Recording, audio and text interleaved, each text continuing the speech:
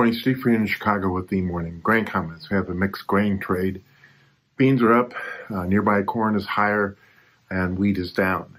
Looking for export sales today to show some kind of evidence that demand is shifting in corn to the U.S. from South America and maybe even the Black Sea.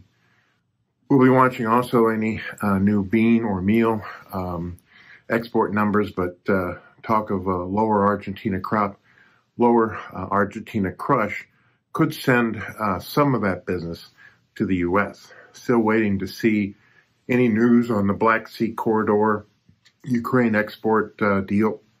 It's only 2 days before it expires, and also watching any news as far as U.S. and China relations.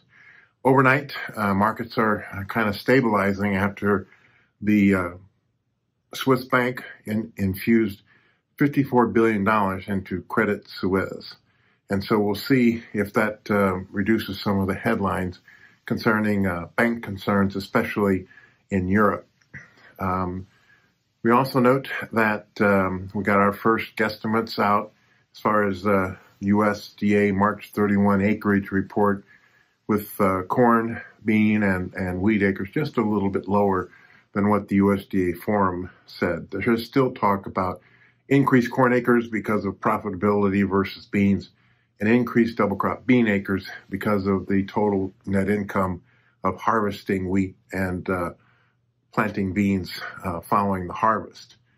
We also note Argentina is still dry, central Brazil still wet, southern plains still dry, northern plains still wet, Delta and Southeast also still wet, starting to dry out and be a little bit warmer in Europe, but no concerns yet.